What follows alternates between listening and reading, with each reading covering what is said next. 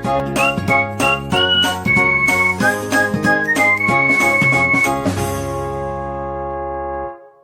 guys, welcome to ElectricianInfo channel. In this video நம்ம எதை பத்தி பார்க்க போறோம்னா இந்த Arrear என்ற பேர் வந்து பாத்தீங்கன்னா நிறைய பேர் இன்ஜினியரிங்ல வந்து பாத்தீங்கன்னா கேள்விப்படாத இருக்க மாட்டாங்க.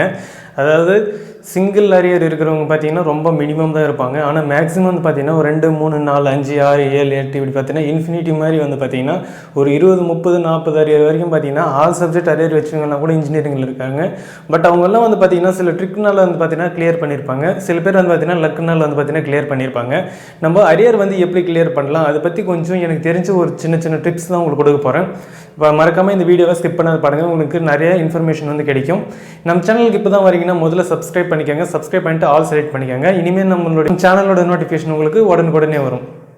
இந்த Arrear எக்ஸாம் அப்படின்னு ஃபீ எவ்வளோ பே பண்ண வேண்டியதுன்ற மாதிரி தான் பார்த்தீங்கன்னா மைண்ட் செட்லேருந்து ஓடும். அதாவது வந்து பார்த்தீங்கன்னா இயர் வந்து பார்த்தீங்கன்னா ஃபீ ரேட்டும் வந்து பார்த்தீங்கன்னா ஏறிட்டு போயினே இருக்கும். ஒரு சப்ஜெக்ட் வந்து பார்த்தீங்கன்னா 300 400ன்ற மாதிரி பார்த்தீங்கன்னா ஒவ்வொரு யூனிவர்சிட்டி வந்து பார்த்தீங்கன்னா டிசைட் பண்ணி வச்சிருப்பாங்க. சிங்கிள் சப்ஜெக்ட் இருந்தாலும் அவ்வளோதான் பே பண்ணணும். 3 சப்ஜெக்ட் இருந்தாலும் சில பேருக்கு சில யூனிவர்சிட்டியில் வந்து பார்த்தீங்கன்னா 3-4 சப்ஜெக்ட் இருந்தாலும் வந்து பார்த்தீங்கன்னா சேம் அதே ஃபீ தான் இருக்கும். சில யூனிவர்சிட்டியில் வந்து பார்த்தீங்கன்னா ஒவ்வொரு சப்ஜெக்ட்டுக்கு வந்து பார்த்தீங்கன்னா ஒவ்வொரு தரமாக நம்மளுக்கு வந்து பார்த்தீங்கன்னா ஒரு செமிஸ்டரில் வந்து பார்த்தீங்கன்னா ரேட் வந்து பார்த்தீங்கன்னா இன்க்ரீஸ் ஆகிட்டு போயிட்டே இருக்கும். ஒரு சப்ளிமெண்ட்ரி இருந்தால் 400 எக்ஸாம்பிளுக்கு எடுத்துக்கிட்டிங்கன்னா அதே 2 சப்ஜெக்ட் இருந்துச்சுன்னா ஒரு 100 எக்ஸ்ட்ரா 200 எக்ஸ்ட்ரான்ற மாதிரி வந்து பார்த்தீங்கன்னா வேரி ஆகிட்டு போயிட்டே இருக்கும். இது ஒரு பக்கம் இருந்தாலே வந்து பார்த்தீங்கன்னா சப்ஜெக்ட் நம்ம கிளியர் பண்ணும்போது புக் எடுத்து படித்தோம்னா மைண்டில் வந்து பார்த்தீங்கன்னா எடுத்து படிச்சிடலான்ற மாதிரி தோணும். பட் புக் எடுத்து பார்த்தீங்கன்னா தூங்கிடுவோம். பட் அது எப்படி நம்ம கிளியர் பண்ணலாம் அந்த மாதிரி சில டிப்ஸ் தான் இதில் பார்க்க போகிறோம். முதல்ல நீங்கள் எந்தெந்த சப்ஜெக்ட் Arrear வச்சுருக்கீங்க அது உங்களுக்கு மெயினாக தெரிஞ்சிருக்கணும். முதல்ல இப்போ சப்ஜெக்ட் எனக்கு ஒரு செமிஸ்டரில் வந்து பார்த்தீங்கன்னா எலக்ட்ரிக்கல் ரிலேட்டிவாக நம்ம எடுத்துக்கலாம். எக்ஸாம்பிளுக்கு இப்போ எலக்ட்ரிக்கல் வந்து பார்த்தீங்கன்னா இப்போ ஃபஸ்ட் செமிஸ்டர்லாம் வந்து பார்த்தீங்கன்னா உங்களுக்கு ஜென்ரலாக ஃபிசிக்ஸு கெமிஸ்ட்ரி மேக்ஸு அந்த மாதிரி பார்த்தீங்கன்னா ஜென்ரலாக சப்ஜெக்ட் தான் உங்களுக்கு வந்து ஆட் ஆகும். கம்ப்யூட்டர் சயின்ஸு அதுக்கடுத்து பார்த்தீங்கன்னா பேசிக் உங்களுக்கு வந்து பார்த்தீங்கன்னா சர்க்யூட்ஸ் எலக்ட்ரிக்கல் சர்க்யூட் வந்து பார்த்தீங்கன்னா ஃபஸ்ட் இயரில் உங்களுக்கு வந்து பார்த்தீங்கன்னா சப்ஜெக்ட்ன்றது ஆட் ஆகும். செகண்ட் இயரில் சேம் அதே மாதிரி தான் கண்டினியூ ஆகும். அதில் வந்து பார்த்தீங்கன்னா ட்ராயிங்கு சில சப்ஜெக்ட்லாம் வந்து பார்த்தீங்கன்னா ஆட் ஆகும். நீங்கள் கோர் சப்ஜெக்ட் நீங்கள் எப்போ ரிலேட்டிவாக நீங்கள் வந்து பார்த்தீங்கன்னா படிப்பீங்க செகண்ட் இயரில் தான் வந்து பார்த்தீங்கன்னா உங்களுக்கு கோர் சப்ஜெக்ட்ன்றது முழுசாக வந்து பார்த்தீங்கன்னா என்டர் ஆகும். அப்போவும் வந்து பார்த்தீங்கன்னா உங்களுக்கு EEEன்றதுனால வந்து பார்த்தீங்கன்னா எலக்ட்ரிக்கல் அண்ட் எலக்ட்ரானிக்ஸ் இன்ஜினியரிங்ன்றதுனால நம்மளுக்கு எலக்ட்ரிக்கல் சப்ஜெக்ட்டு ஒரு பாதி பங்கும் எலக்ட்ரானிக் சப்ஜெக்ட்டு அதில் ஒரு 20%ம் கம்ப்யூட்டர் சயின்ஸ் சப்ஜெக்ட்டும் நம்மளுக்கு வந்து பார்த்தீங்கன்னா உள்ளே வந்து என்டர் ஆகும். இந்த மாதிரி எல்லா சப்ஜெக்ட்டுமே நம்ம பார்த்தீங்கன்னா மிங்கிள் ஆகி தான் நம்ம படிப்போம். இதில் எலக்ட்ரானிக்ஸ் வந்து பார்த்தீங்கன்னா சில பேருக்கு அண்டர்ஸ்டாண்ட் ஆகும், சில பேருக்கு அண்டர்ஸ்டாண்ட் ஆகாது. அதுக்கடுத்து வந்து பார்த்தீங்கன்னா எலக்ட்ரிக்கல் சப்ஜெக்ட்டு சில பேருக்கு வந்து பார்த்தீங்கன்னா இங்கிலீஷ் மீடியம் படிக்கிறவங்களுக்கு கொஞ்சம் ஈஸியாக இருக்கும். இதே தமிழ் மீடியம் இல்லை அதர் லாங்குவேஜ் மீடியம் எதுனா படிச்சிருக்கவங்க பார்த்தீங்கன்னா கொஞ்சம் டிஃபிகல்ட்டாக இருக்கும். நீங்கள் இப்போது சப்ஜெக்ட் வந்து பார்த்தீங்கன்னா ஃபஸ்ட் இயர் செகண்ட் இயர் இதெல்லாம் முடிச்சிட்டிங்க. அதுலேருந்து Arrear 1 2 விழுந்துருச்சு மேக்ஸு.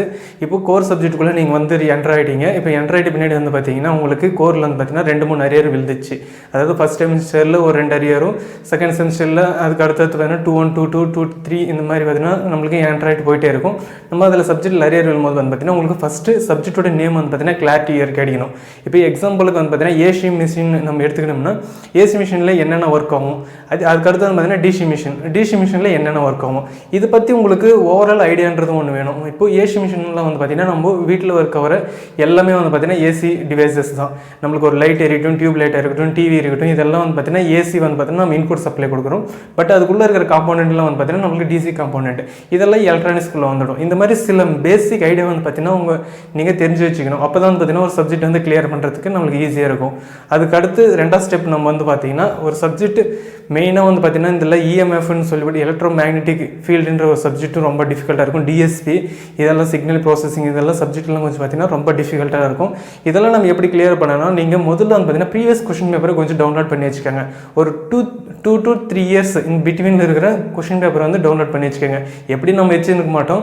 ஒருவேளை உங்களுக்கு வந்து PQPன்ற ஒரு ஆப் இருக்கும் பார்த்தீங்களா, அதில் வந்து செக் பண்ணிக்காங்க. உங்களுக்கு ப்ரீவியஸ் கொஷினில் யூனிவர்சிட்டியில் இருக்கிறது அதில் அப்லோட் பண்ணி வச்சுருப்பாங்க. நீங்கள் அதில் செக் பண்ணிங்கன்னா உங்களுக்கு கொஷின் பேப்பர்ன்றது கிடைக்கும். நீங்கள் அதிலேருந்து டவுன்லோட் பண்ணி வச்சிங்கன்னா அதில் நார்மலாக ஒரு 2 இயர்ஸில் என்னென்ன கொஷின்ஸ் காமனாக கேட்டிருக்கோம் அது ஃபஸ்ட்டு நீங்கள் லிஸ்ட் அவுட் எடுங்க. அதாவது ஒரு சாப்டரில் நம்மளுக்கு ஒரு கொஷின்ஸ்ன்றது ப்ரொவைட் பண்ணி தருவாங்க யூனிவர்சிட்டி ரூல் பிரகாரம். அதில் நம்ம ஸ்டெப் பை ஸ்டெப்பாக செக் பண்ணும்போது வந்து பார்த்திங்கன்னா உங்களுக்கு இந்தந்த சப்ஜெக்ட் வந்து ஆட் ஆகும். எந்தெந்த சப்ஜெக்ட்னா இப்போது ஒரு சப்ஜெக்டில் ஒரு சாப்டரில் ஒரு கொஷின் பர்டிகுலராக ஒரு 2021 நம்மளுக்கு கொஷின்ன்றது வந்துச்சுன்னா அது அடுத்த இன்னொரு செமிஸ்டரில் வந்து பார்த்திங்கன்னா சேம் அந்த சாப்டர்லேருந்து அந்த கொஷின் ரிலேட்டிவ் எதுன்னு ஒரு கொஷின் வந்திருக்கா அது நீங்கள் அண்டர்லைன் பண்ணிக்கோங்க. அந்த கொஸ்டின் மட்டும் நீங்கள் அண்டர்லைன் பண்ணிட்டீங்கன்னா உங்களுக்கு சேம் அடுத்து வர்ற பேப்பர்லேயும் வந்து பார்த்தீங்கன்னா ஒரு 90% வந்து பார்த்தீங்கன்னா அந்த கொஷினே உங்களுக்கு வரதுக்கு வாய்ப்பு இருக்குது. இல்லை அப்படி இல்லைனாலே அதுக்கு ரிலேட்டிவாக நம்மளுக்கு கொஷின் வர்றதுக்கு நம்மளுக்கு ரொம்பவே அட்வான்டேஜ் இருக்குது. இந்த மாதிரி நீங்கள் சூஸ் பண்ணி படிச்சிங்கன்னா நீங்கள் ஈஸியாக வந்து பார்த்திங்கன்னா ஸ்டாம்ப் மார்க் எடுத்தாலும் சரி, இல்லை அதுக்கு மேலே நம்ம எக்ஸ்ட்ரா கூட நம்ம மார்க் எடுத்து நம்ம பார்த்திங்கன்னா சப்ஜெக்ட்ன்றது க்ளீன் பண்ணலாம். அதுக்கு ஓவர் நைட்டில் வந்து பார்த்திங்கன்னா நம்ம ஒபாவும் ஆக முடியாது. பட் ஓவர் நைட்டில் வந்து பார்த்திங்கன்னா சப்ஜெக்ட்ன்றது கிளியர் பண்ணலாம். இந்த ட்ரிக் எப்படி நான் ஃபாலோ பண்ணுறேன்னா, நீங்கள் மெயினாக வந்து பார்த்திங்கன்னா சாப்டரில் அங்கங்கே படிச்சுட்டு போங்க. இப்போது ஒரு இம்பார்ட்டண்ட் கொஷின்ஸை நீங்கள் ஆல்ரெடி சூஸ் பண்ணிட்டீங்க, நீங்கள் சாப்டரில் அங்கங்கே ஒரு பாயிண்ட்டாக நீங்கள் எடுத்துகிட்டு போங்க. இப்போது கொஸ்டின்ஸில் மேக்ஸிமம் வந்து ப்ராப்ளம் நம்ம சால்வ் பண்ணிட்டு தியரிட்டிக்கல் இருக்கும். தியரிட்டிக்கல் இருந்தால் ஏதோ ஒன்று அடிச்சு விட்றலாம். ப்ராப்ளமேட்டிக்கில் வந்து பார்த்தீங்கன்னா ஃபார்முலான்ற சில 1-2 இருக்கும். அதில் மெயினாக நம்மளுக்கு என்னென்ன ஃபார்முலா வந்து பார்த்தீங்கன்னா மனப்பாடம் முடிஞ்சால் மனப்பாடம் பண்ணிவிடுங்க. இல்லைனா பேசிக் ஒரு ஐடியா ஒன்று அடிச்சுட்டு போயிட்டு நீங்கள் எழுதினாலே ஈஸியாக வந்து பார்த்தீங்கன்னா நீங்கள் கிளியர் பண்ணிடலாம். இந்த மாதிரி இன்ஜினியரிங் சப்ஜெக்ட்டில் நம்ம ஒவ்வொரு சப்ஜெக்ட் நம்ம கிளியர் பண்ணும்போது வந்து பார்த்தீங்கன்னா சில ட்ரிக் வந்து பார்த்தீங்கன்னா இருக்குது. இந்த மாதிரி நீங்கள் கண்டினியூவாக ஃபாலோ பண்ணிங்கன்னா நீங்கள் எத்தனை நிறைய இருந்தாலும் சரி ஈஸியாக நம்ம வந்து பார்த்தீங்கன்னா கிளியர் பண்ணிடலாம். இதில் மெயின் இம்பார்ட்டன்ட் விஷயம்னா நீங்கள் என்ன சப்ஜெக்ட் அரியர் வச்சுருக்கீங்க அந்த சப்ஜெக்ட் ஓவர் வியூ நீங்கள் தெரிஞ்சு வச்சுன்னு இருக்கணும். ஏசி மிஷின்னாலும் சரி, டிசி மிஷின்னாலும் சரி, இல்லை உங்களுக்கு என்னென்ன சப்ஜெக்ட் இருக்கோ. இப்போ பார்த்தீங்கன்னா டிரான்ஸ்மிஷன் இருக்குது, இந்த மாதிரி டிசி டிரான்ஸ்மிஷன், HVDC இந்த மாதிரி டிரான்ஸ்மிஷன்ஸ் இது எல்லாம் ஒவ்வொன்றும் பார்த்தீங்கன்னா உங்களுக்கு ஒவ்வொரு ரிலேட்டிவாக இருக்கும். டிசியில் வந்து பார்த்தீங்கன்னா முழுக்க டிசி கான்செப்ட் இருக்கும். ஏசியில் வந்து பார்த்தீங்கன்னா முழுசாக ஏசி இருக்கும். இதில் சிங்கிள் ஃபேஸாக 3 ஃபேஸான்ற மாதிரி எக்கச்சக்கமான கன்க்ளூஷன் இருக்கும். இதெல்லாம் நீங்கள் ஓவர் வியூவாக வந்து பார்த்தீங்கன்னா தெரிஞ்சு வச்சுக்கிட்டீங்கன்னா நீங்கள் எக்ஸாமில் ஈஸியாக வந்து பார்த்தீங்கன்னா பாஸ் பண்ணலாம். இந்த வீடியோ உங்களுக்கு ரொம்ப யூஸ்ஃபுல்லாக இருந்திருக்கும்னு நான் நினைக்கிறேன். ஒருவேளை உங்களுக்கு புரியலன்னா நம்ம கீழே கமெண்ட் பாக்ஸில் கமெண்ட் பண்ணுங்கள். இல்லை உங்கள் ஃப்ரெண்ட்ஸ் யாருன்னா அரியர் வச்சுருக்காங்கன்னா அவங்களுக்கு ஷேர் பண்ணுங்கள். ஏன்னா இந்த வீடியோ ரொம்ப யூஸ்ஃபுல்லாக இருக்கும். மறக்காமல் நம்ம சேனலை சப்ஸ்கிரைப் பண்ணிக்கோங்க. தேங்க்ஸ் ஃபார் வாட்சிங்.